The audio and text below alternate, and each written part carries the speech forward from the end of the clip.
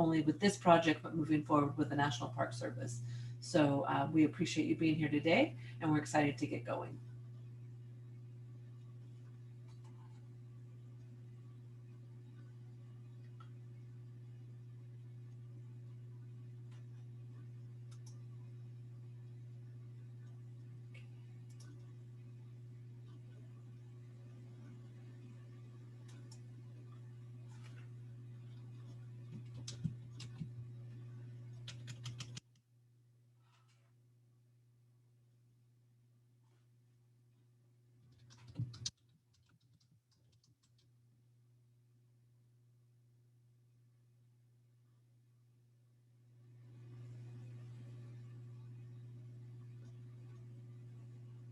Okay. All right. Well, let's get going. We have a lot to cover today. So fantastic. Thank you for joining Utah Clean Cities and NREL on our question and answer EV Shuttle RFP. We're really delighted to have you all participating, and we hope that we can answer your questions to your satisfaction and gather up these RFPs and during the timeline that we've set forth. And so we actually have those dates that we can reconfirm with you. So I'm Tammy Bostic. I'm the Director of Utah Clean Cities. We were also joined by Emily Paskett, who is the Senior Project Manager for the EVZion Pilot Shuttle. And then we also have Leslie Udi from NREL and Andrew Kotz from NREL as well. So without further ado, let me introduce you to the EVZion East Zion shuttle. So what brought this project to the table was really a project that we were involved with about 4 years ago with Utah, which was to develop and work with the Mighty Five. And we wanted to create corridors, electric corridors, to connect all of our national parks. And that was a great initiative, and it was incredibly successful. And it was so successful that it literally sort of blew out the park system in Utah with the response to this campaign. And so as you can see, 68% increase created by the Mighty Five campaign. So it was a double-edged sword, and we're looking at some solutions to that now. People love our national parks, and they belong to all of us. So next slide, please. So there are 424 national park sites, and there are 62 national parks in our nation. You can see that they're heavily weighted in the West. And so with a couple of the projects that we're working on, one is this EVZion pilot, which is more of a microcosm look at gateway communities and the national parks themselves and how we look at the transportation systems within the park. We've worked for many years with Zion National Park with their existing shuttle system, which is a very wonderful propane shuttle system that has served the park well for over 21 years. And now they're transitioning to a fully electric model as they can with funding and technology permits. So this is an exciting opportunity. Next slide, please. And then we have something that we moved from the Mighty Five to the Red Emerald. And this is our Utah Tourism Initiative. And I just want to mention this, to tie back into a 68% increase in park visitation in Utah, what that meant and how we re-envisioned that. So we wanted to continue powerful branding, but we also wanted to distribute visitation statewide and also within our parks. So a big part of this program is to distribute visitors via shuttles on the east side and to prioritize quality experiences versus the quantity. We're just not trying to move people through the park. We're trying to give people a really amazing visitor experience. We want this shuttle program to be the experience. You will want to be on this shuttle to experience Zion National Park because it's going to be so amazing. And then it's a big infrastructure piece of building that out and what that looks like. And then it's a community-based led vision, which we'll talk a little bit more about why this project is so compelling and interesting. And it is to refine customer service, which that is part of the shuttle piece. Next slide. So in 2019, the park had 4.5 million visitors, and they provided 6.5 million shuttle rides. So that's people taking the shuttle multiple times during their visit. But this is a really awesome opportunity for us to look at that.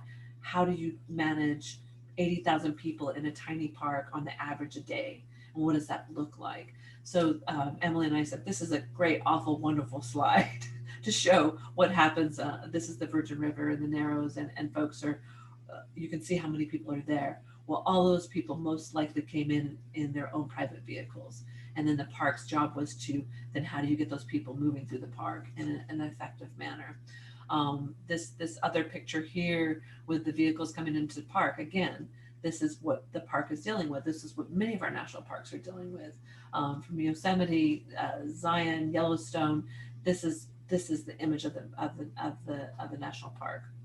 And I also just want to, just my housekeeping, because I jumped in and was quick. We'll take some chats. If you guys want to chat some of your questions as you go along, we'll answer them as best we can. Emily's sending them to me. But again, this is just sort of an overview of the project. So if you want to save your questions, that's fantastic. Next slide.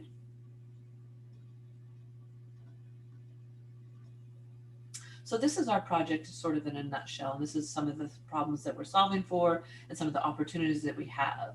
So again, the Utah Clean Cities program is part of the Department of Energy. We're part of the Vehicle Technologies program. We're a private nonprofit that exists to promote advanced and alternative fuels across our state and region. And so this project demonstrates electric shuttles, and we want to work with fully electric shuttles. And the big piece that we're trying to do is to accommodate this very narrow tunnel. So what happens with this tunnel, and we'll talk a little bit more about it on the next slide, is that it essentially backs up traffic because wide vehicles, oversized vehicles cannot pass each other in the tunnel. And in reality, they can't really work on the road very well either. So we're accommodating the tunnel. There's steep grades up to 11%, hairpin turns, there are over 12 of them. It's an extreme environment, 4 seasons. Of extreme heat, cold, snow, and also some other environmental issues that we're solving for as well, which of course was ambient noise, pollution, congestion. And then what we planned and intend to do, and this project is heavily focused on that, is to scale, replicate, and duplicate this nationally in other national parks. A big part of this to get people to really embrace a shuttle system is the visitor experience. So we are connecting the EVZion area. So there's a west entrance, which is the main entrance, and the east entrance, which is where we're working from. And then we're looking to bring a shuttle system in to connect with the other shuttle system within the park. So with that, we are proposing to do a theater viewing, a touring experience. It becomes an experience. Of course, we want the zero emissions of the electric bus with sustainable fueling. Part of our program will have a big solar system that will work at the EVZion Visitor Park entrance. So we'll have renewable energy for our shuttles. And again, we're working with all electric shuttles. So next slide, please. The Mount Carmel Tunnel. This is built in the 1920s. It was an engineering feat. It was at the World's Fair as an engineering feat in the 20s. And it's really an amazing bit of engineering. This tunnel's it's at 1.8 miles long. And again, it's narrow. It didn't plan for large, dually trucks and buses and semis to pass through it. It was just really an era piece. And because of the legacy piece of the tunnel, it cannot be changed. So while people might say, well, make the tunnel bigger, it's not going to happen. So we have to solve for this tunnel. And the biggest piece of this is, can you fit? And this is what we're talking about today. So next slide, please. And I also just want to mention on the tunnel, if we can go back to it really quickly, Emily, the tunnel, so what we found statistically is when you have people stopped on either side of the tunnel with oversized vehicles, essentially sucks up all of the time that people are passing through the tunnel waiting for oversized vehicles. So again, we don't want to be part of that problem with our shuttle system. We want to be able to solve for that. Sorry, go ahead in the next slide. Thanks. So again, we're solving for hairpin turns, steep, narrow grades, and there's a little picture of what the Mount Carmel Highway looks like coming into the park. It literally, it defines hairpin turns. So this is the National Park's image of a vehicle that can and cannot fit. So it has to have the height requirement and the width requirement. Okay, next slide. And this is another piece, and so I just want to give you a little bit of information of how we got pulled into this project and exactly what this shuttle will be, the duty cycle of this shuttle. So coming out of Kanab, which is a gateway community on the other end, and then at some point it will be housed at this roundabout turnoff. It will go through the roundabout, and then it will be the EVZion Visitor Center. So we actually are working to make some modifications in the highway and in the along the highway, of Mount Carmel Highway 9. And so this is part of it. And then the next slide, please. So this will be the Applecross Junction, and this will be the new visitor center. This is the first time we've been able to build a visitor center in our national park system in over 100 years. So we're building it from the ground up. What's so compelling about this project is not only just the partners, the public-private partnership, but this will be a living campus. All the buildings will be living buildings, meaning that they will have a net 20% energy bonus. So there will be no fossil fuels involved with this project. There'll be fuel cells and solar systems and a hydroponic system. So this is really a fantastic opportunity. So many of you are familiar with LEED certified buildings. Again, this will be a whole living campus. So this is exciting to look at how electrification ties into this with transportation. And that was something they were really stuck at, wondering what they would do to move that vision forward with zero emissions and a future facing transportation system. So as you can see, you come into the park with this roundabout, you go into the visitor center, and up above there's a parking, there'll be parking with electric charging for individuals, and then you go through the visitor center. Here's the hydroponics, and then right here by the road is where our shuttle system will go through, and we'll also have an opportunity to charge if we need to. So next slide, please.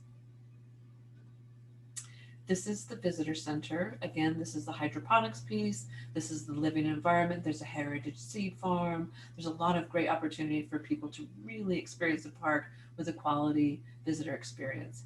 I'm very excited to be part of Zion's Park and the Zion Forever project and the Zion Mountain Ranch that's pulling this together. Next slide. Thank you, Emily. So again, let's get down to business. This is a request for proposals. Here's our project timeline. It was announced on December 18th, and we'll wrap it up by February 15th. We will have a selection of our vendor by March 5th, and then we are intending to have the delivery of the shuttle by October 1st of this year. And the demonstration period will be from 2022 to December 2022, January. So we're excited, and we've worked with NREL to get the specifics of what we need for the shuttles. And so let's dive into the next slide, which is some of the questions that were sent in. And I'll let Emily and Leslie kind of go through these. We worked on this yesterday, and I think we have some really good answers to these initial questions, and we hope that you have some others for us. But I guess maybe to just start, why don't we open up the opportunity for people to, Emily, are we able to do that for people to actually speak and ask any questions about the project as a whole before we go on to the vehicles? For sure, yeah. So you should be able to raise your hand. And if you have any questions about the project scope, we can talk to those right now. I'm not seeing any raised hands right now, Tammy. That's okay. That was a pretty quick overview of the project. Hopefully you get the vision that, again, we're building a new visitor center on the east side. This shuttle system will serve the national park. We'll also work with the gateway community outside of the park. The duty cycle from Kanab, which is the gateway city, into the park and through the park is 60 miles. So that's kind of a specific piece. So we wanted to make sure that we were able to go from Kanab through the park and back out on a single charge and be able to fast charge through the day and slow charge at night. That's some of our vision as well. But again, I know that this has kind of raised some concerns for folks when they look at the the standard size of a chassis being around 94 inches, and then what does it look like to have a smaller chassis size. We know that that throws a little bit of a wrench in the workings, but again, moving forward, we have to solve for that tunnel.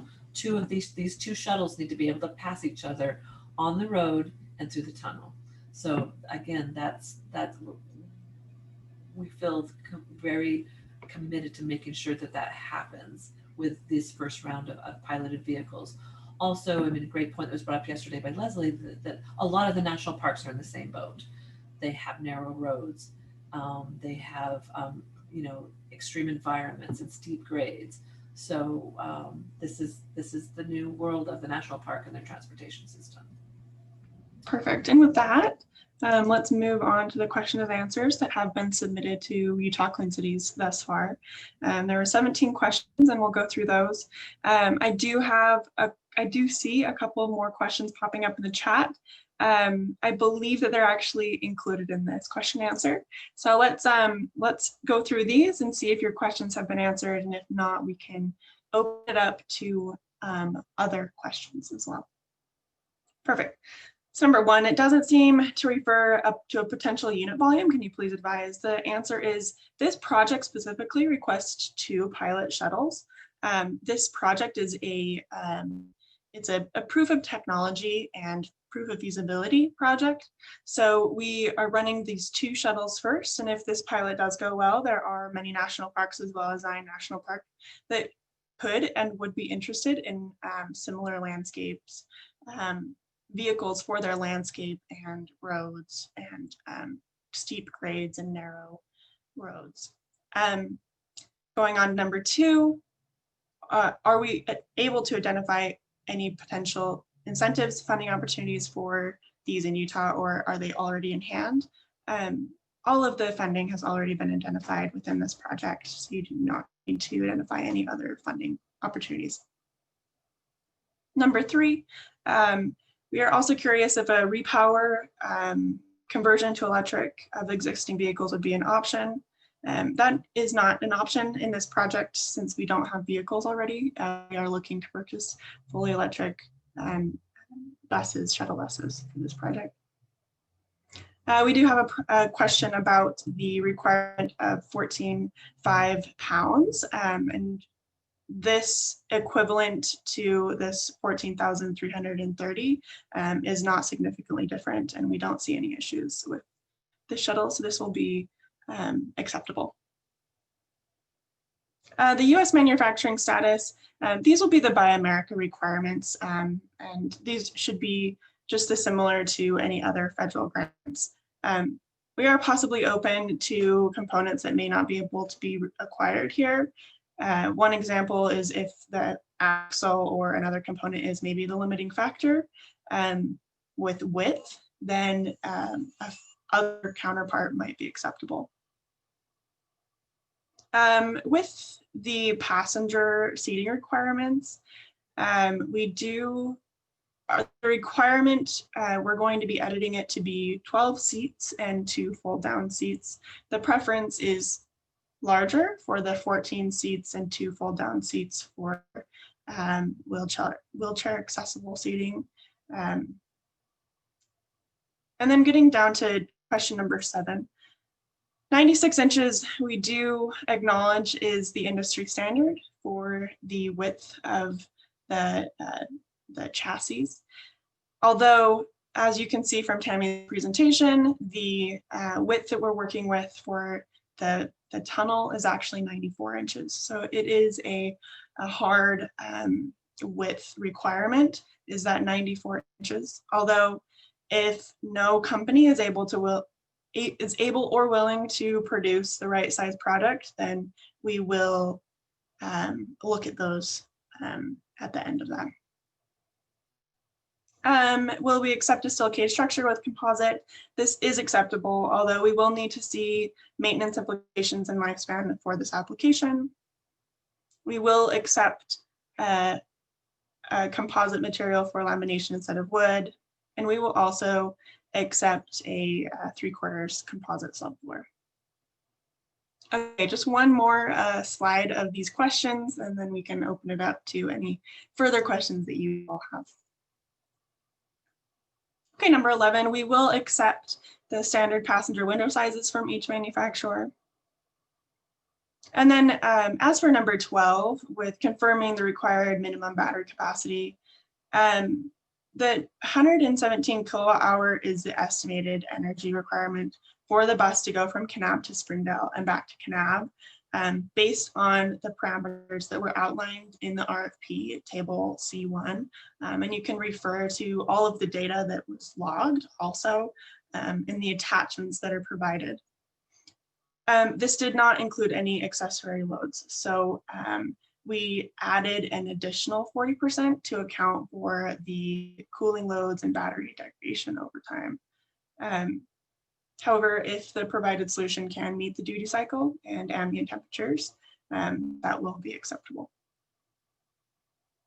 Number 13, we are open to alternative fuel auxiliary heaters rather than a diesel auxiliary heater. Because this is an alternative fuel project and low emissions and quiet shuttles, we want to maintain that throughout the seasons. And I know that is one of the challenges, but it would be great to continue on the alternative fuel applications throughout the project. Number 14, we will be offering charging along the route. Like Tammy said, we'll have charging within Kanab, the east side visitor center in Applecross, and then also through Zion Park in Springdale. Number 15, will Zion accept inductive charging for the on-route charging? We can look into this charging option if the application does work with the project scope and landscape of the project as well.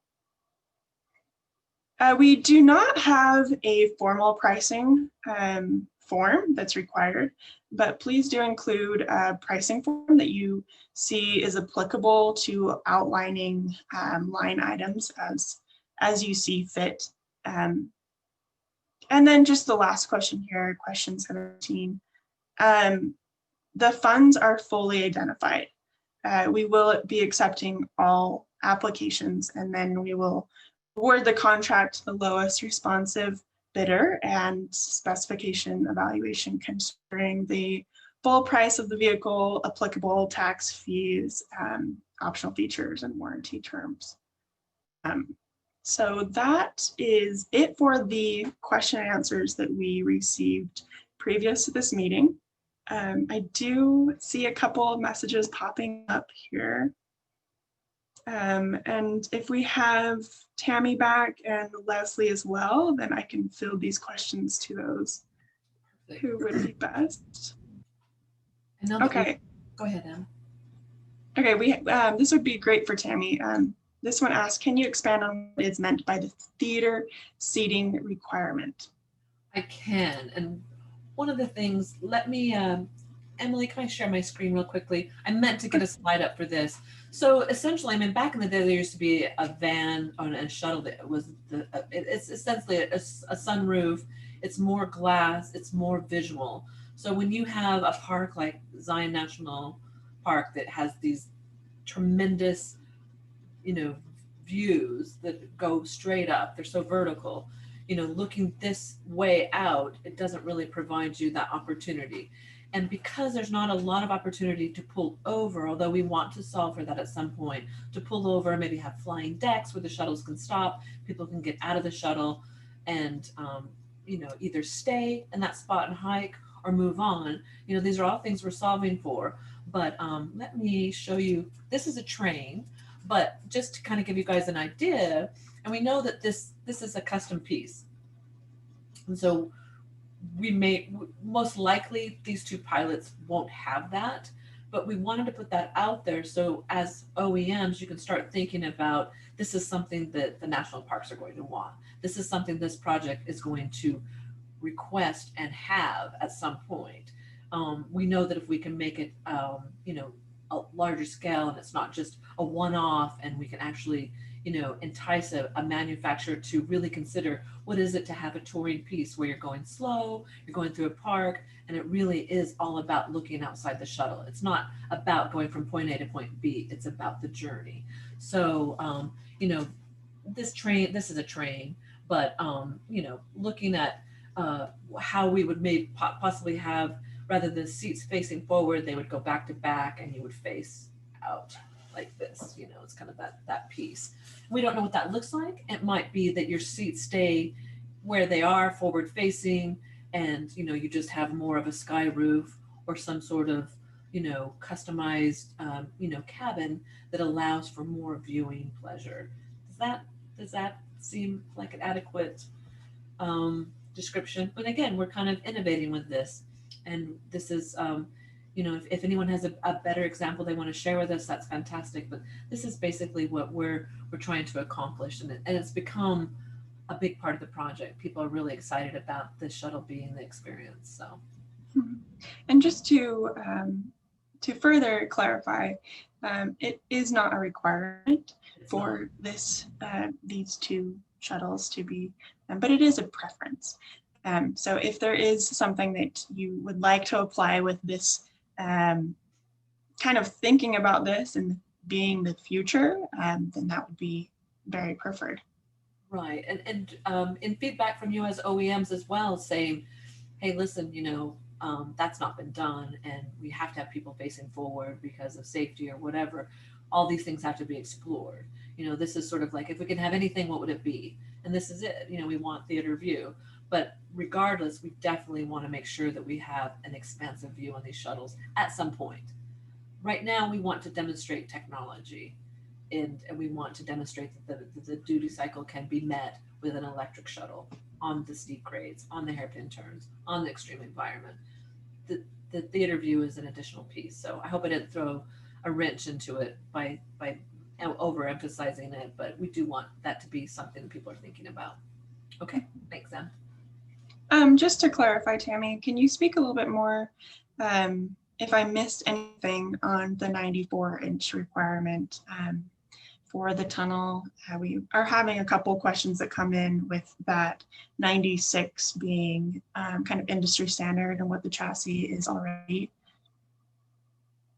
Yeah, and we can have Leslie talk about this, and Andrew as well.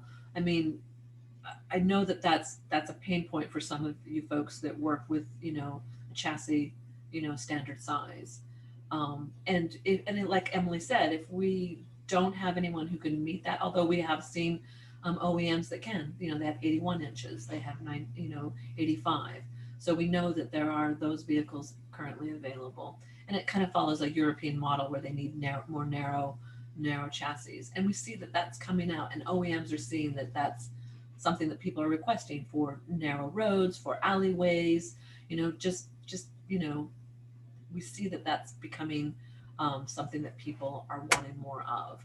If it ends up that we don't have a good proposal with a more narrow chassis, then we'll have to make that decision and kind of back out and say, okay, well then we'll be just like all the rest of traffic and stop on the other side of the tunnel.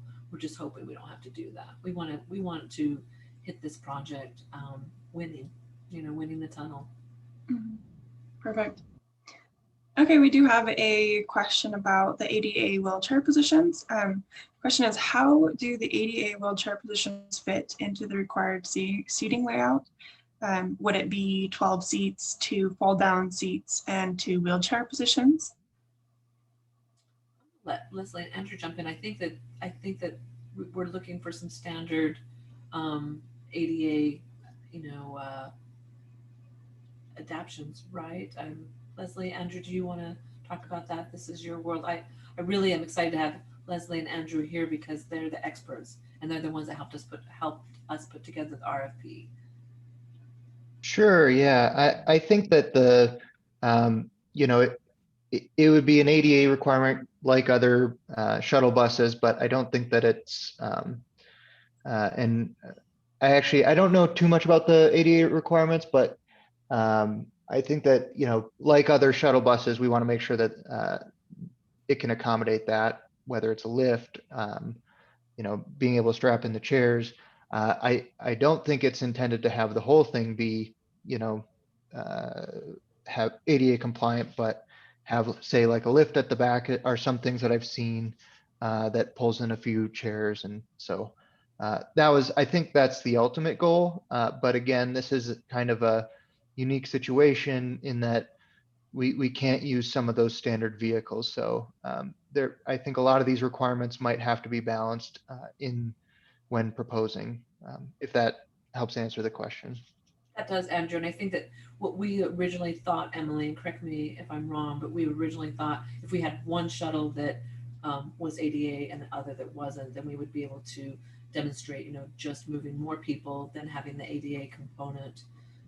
But again, essentially, we would want to have that on all of our shuttles to accommodate, and that might, especially with the national park, that might be required. So we'll do a deeper dive into that, but we definitely want to explore seating and the ADA piece. Sure, great. That sounds great. Okay, on to the next. Have we selected the type of on-route charging method? We are leaning heavily towards standardization pieces. Any kind of charging system that is proprietary is not necessarily appealing to me as a Clean Cities person, and trying to get adoption across the board. So that's tough. So when we look at corridors, this is something we're required to do. Is that, so for example, the Tesla chargers cannot be part of our corridor because they're proprietary. So when we look at these build outs of infrastructure, not only are we trying to do some passenger vehicle infrastructure pieces that tie in, but also we want to look at medium heavy duty vehicle, and that's always in the back of our mind. And we've really pushed for industry to not only on a Clean Cities level, on a vehicle technology level, but as a whole, industry has come back and said, yeah, we'll work with the two main chargers. And Leslie and Andrew would be perfect to talk about this. Leslie, you and I talked about this yesterday. Could you expand on that? Sure. I think we were talking about the latest SAE standard. I forget the number that goes with it. Maybe Andrew remembers, but they've got a standard charging specification that came out. The idea would be that any infrastructure that was set up for the project would be interoperable no matter what bus OEM they decided to go with. Andrew, do you remember the SAE standard that came out recently? I don't remember the exact number, but yeah, I think it's with the CCS chargers. Yeah, I don't remember exactly which one it is.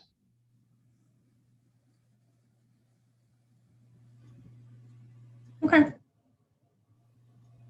Okay. This is a great question for Andrew and Leslie. As far as we know, we have the largest available battery pack range size on the market at 156 kilowatt hour. Your RFP suggests a 180 kilowatt hour pack. Would 156 kilowatt hour pack be considered? This pack will work to meet your passenger requirements.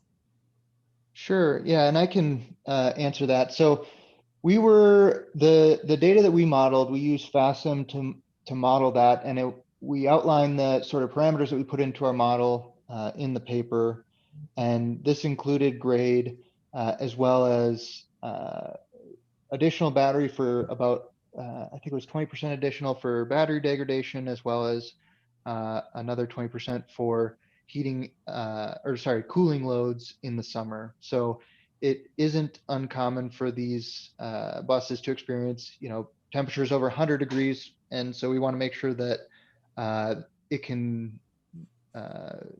capture all of that operation. But I think that we mainly put this in here to give a baseline.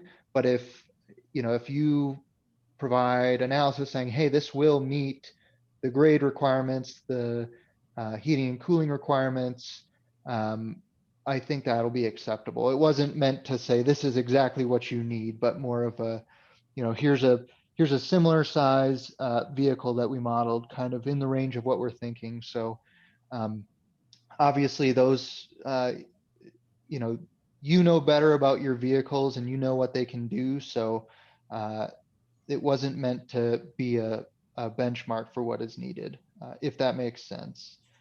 I'll also add that it if there isn't anything that can meet that, it's possible that there could be charging options specified on either end. So this was an analysis done for one round trip of Kanab to Springdale and back to Kanab. But I will say that there are traffic jams that happen at the end of the tunnel. So anticipate having prolonged times where there could be idling and HVAC loads. One of the studies that we did on the buses in Zion in the park, we were seeing that the HVAC loads were up to 24% of the daily energy use. So it's not insignificant. So I just want to make everyone aware of that. And then again, that's the huge piece of the tunnel. Hour-long waits on either end, and those complexities of having oversized vehicles. And we're still working with those pieces of, the tunnel will always be that width, but we might be able to work with, the fact that oversized vehicles cannot go into the park. So again, we don't want to be stuck with a vehicle that we can't use in the park because of the oversized vehicle restriction. And we see that moving that direction. So again, that's why we're really heavily emphasizing, the width and height. The height's a big piece too. And I don't know if anyone, I don't remember if this was included in the RFP or not, but we have 1 Hertz speed versus time and grade. So if you have a vehicle model and want to run it through it, you're more than welcome to that data. Andrew, how would they access? Is that a link that we can send to them, or how can we get that information to the folks here today? Sure. Yeah, maybe it might be easiest just to follow up. I can provide the CSV file with that. It's not very big. I think it's only 2 megabytes. So that'll be great. I will actually, I did want to show, you probably all have seen, that are on the call, you probably all have seen the front page for the EVZion page on our Utah Clean Cities website. That's where the request for proposals and all information that you need is, you can access. And we do have this shuttle round trip data log information, Andrew. And then we also do have the RFP questions that were submitted to us. You can access all of them here as well, and we will update those as they come into us on this page for everyone to access. And then at the conclusion of this webinar, we will also post the recorded version on this website as well, so that you can all reference again. And I just put that link out to everyone for the website. Perfect. Perfect. We did have one more question here that I'm seeing. And if you have any other questions, please don't hesitate in this chat box or the question and answer box. The question is, what is the expected operating life of the vehicle? I see the cutaway that is shown in the presentation, but will you also consider a vehicle with 12 years operating life, but a higher price than a cutaway? We do have a budget that we work with, and I mean, all these things can be considered. I mean, typically, it depends. I mean, we realize that maybe the modeling, and Andrew and Leslie, you guys can weigh in on this too, but we see the modeling with fleets are typically 7 to 10 years, so of replacement. But we also are seeing fleets, especially those that are trying out electrified pieces, not necessarily the larger ones, but that they're able to keep them longer and then show the return on investment, with the savings on maintenance and fueling. You all who are in this field know the talking points. So convince us, show us that that's a good investment, and we're happy to entertain that for sure. And I just wanted to add, I think that the shuttle buses that are in Zion National Park were 1996 to 1999 vintage. So, it's not uncommon for things to live past their useful life and continue being useful. So, That's right. That's right. And so, and just even as someone mentioned the ancillary, the power, can it be diesel? Could it be, propane or whatever? Again, with those things, it has to be an alternative fuel for us to even consider it. So that would be an availability piece. So let's look at those options as well. I mean, we're not going to run diesel on anything that we have, but we would run biodiesel.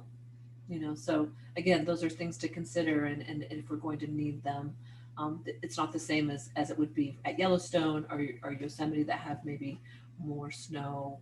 But anyway, we'll look at all those options, because we know that's an issue, and you're the experts, and so show us what's happening with your vehicles, and if that's something that indeed is just going to be required. We think we've looked at this close enough that the batteries will be able to handle the the heating and cooling, but this is why we're piloting it, to see. And this is a great opportunity. I want to sort of do a pitch for all of you as well, where I said there's 62 parks. This potential to lean in with us and make this project work with these pilots is a huge opportunity for you, and I hope you're seeing that. And this is no promise, this is just a statement of fact. Many parks are going to electrified transportation, and many parks are looking at limiting personal vehicles in their parks. And so this is just the beginning of a whole new phase of transportation that meets and aligns with the national parks transportation goals. So this is exciting. So the more innovative and the more willing you are to be adaptable within the confines that we have at this point, I think it also is, and if you can show us that, at this point you're at this level, and then next year you're planning to go to this level, please bring that up, because we saw that with some of the OEMs, they're having a certain vehicle that comes out in 2022, so can we make do with, anyway, we're looking at all of it. And so we'll give everything a very fair look, I think.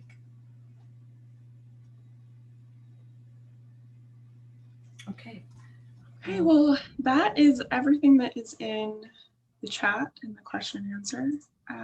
Real quickly, I know that Erica Baker is still having some, she stated that she was having some confusion about the seating requirements.